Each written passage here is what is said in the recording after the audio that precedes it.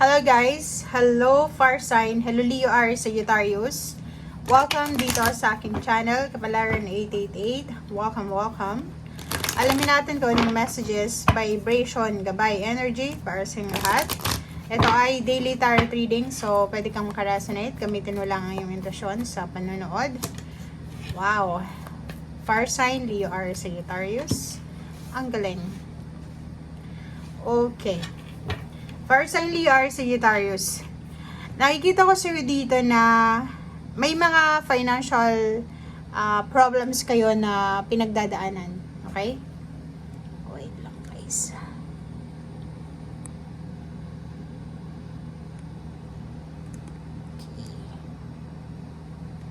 Okay, sorry. Meron kayong mga financial problems na pinagdadaanan. Diba? So, aminin nyo yan. Kahit na parang in denial ka, parang dinideny mo, wala akong problema sa pera, ganito, ganyan. But, may pinagdadaanan ka. Pero, ang maganda dito is, number 18, 9, anak mo, pwedeng anak mo siya, or isa siyang, maliit pa, batang individual. It's either ipapanganak pa lang siya, or bagong panganak, or nasa 18 years old above na siya, or 18 years old below, anak mo siya. Pwedeng siya yung makatulong sa'yo para maayos, matapos itong financial problems mo. 3-7 is 10 na kasi siya eh. So, it's closure na siya. Closure ng financial problems. And itong child na ito symbolizes na new beginning siya. 'Di ba? So, pwedeng may mga anak kayo na siya yung mag-aahon sa inyo sa kahirapan. Or pwede may mga anak kayo na magsisimula ng magtrabaho, gano'n pa man. So, yun. Official person, number 22.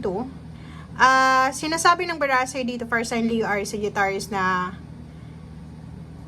mag-iingat ka lang kasi if may anak ka, like ang edad mo is nasa 50 years old above, siguro may anak ka, mag-iingat lang kayo sa mga police, militar, gobyerno, yung mga otoridad, kasi pwedeng nagkaroon kayo ng problema sa batas or sa kung ano pa man. So yun lang yung kailangan yung pag-ingatan. Or pwedeng ikaw yan, mag-ingat ka, like for example, kung nagde-drive ka, huwag masyadong mainit ang ulo, di ba? Huwag pagpadalos-dalos, maging kalma lamang.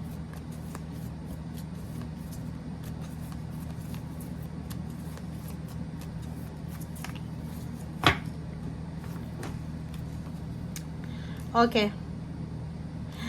Ikaw ba ay single, looking for a relationship, babae man or lalaki? Mag-iingat kayo.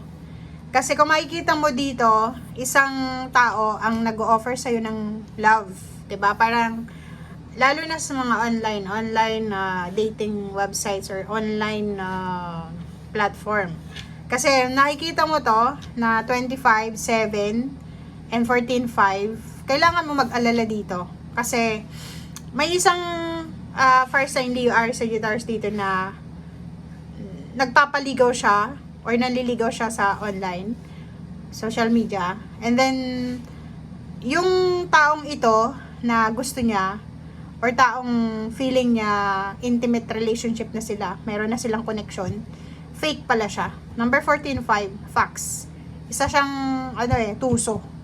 Pwedeng binabalakan ka lang niyang nakawan or pinag-iisipan niyang lokohin ka or kung ano pa man. Or for example, yung outlook niya, yung pinapakita niya sa'yo is mabuti siyang tao, mayaman, may pera, or ganito ganyan. Lahat sinasabi niya sa'yo. Pero in reality, nasa 14 siya, nasa number 5 siya. Hindi totoo, fake to. So, kung ikaw ay may ganyang ginagawa sa online or kahit sa personal, nako, mag-iingat kayo sa pagtitiwala. Okay? Huwag niyong bigay ang lahat ng pagtitiwala na hinihingi sa inyo, lalo na sa relationship.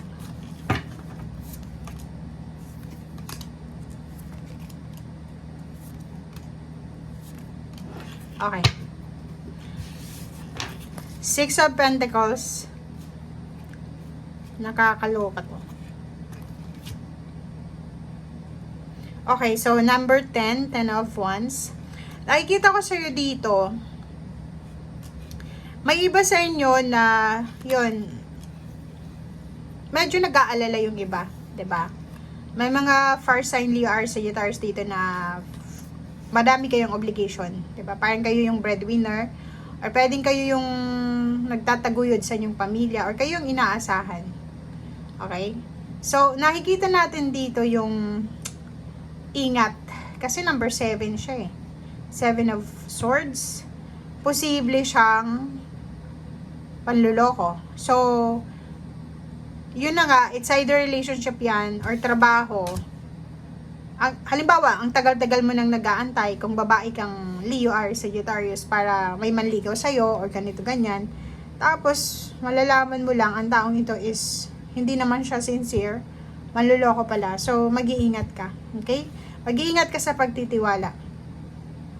Sa araw na ito, sobra kang busy or kailangan mong magpaka-busy siguro dahil nga, yun, may mga gusto kayong kalimutan or yung iba sa inyo gusto nyong matapos na yung mga gawain nyo.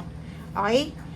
May mga unrealistic goals kayo na kailangan nyong balansehin. Okay?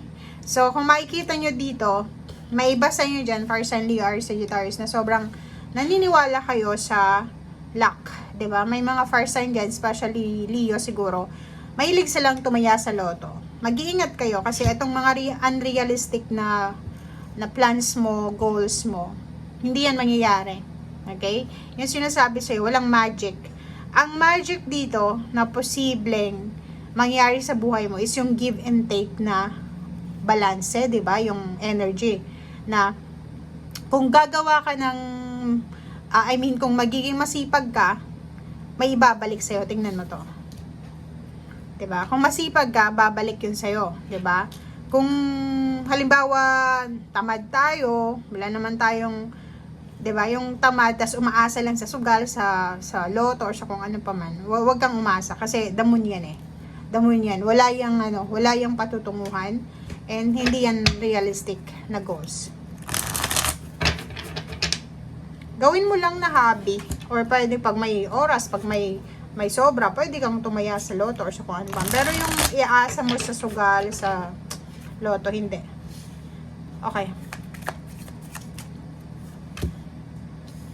Okay, so yung iba sa inyo dyan, it's either in a relationship or looking for a relationship. Huwag kayong masyadong magmadali. Kahit na sabihin natin matandang dalaga ka na, matandang binata, huwag kayong magmamadali. Kasi kung makikita mo tong Warrior of Swords na to, sinasabi ng Baraham, yung iba sa inyo single ngayon mas tahimik yung buhay nyo na single kayo. Pero once na nakapasok kayo sa maling relationship, lalo na kinasal kayo sa maling tao, kawawa kayo. 'Di ba? So, wag kayong magmadali. Yun yung sinasabi ng Baraham. Maraming salamat guys. Bye!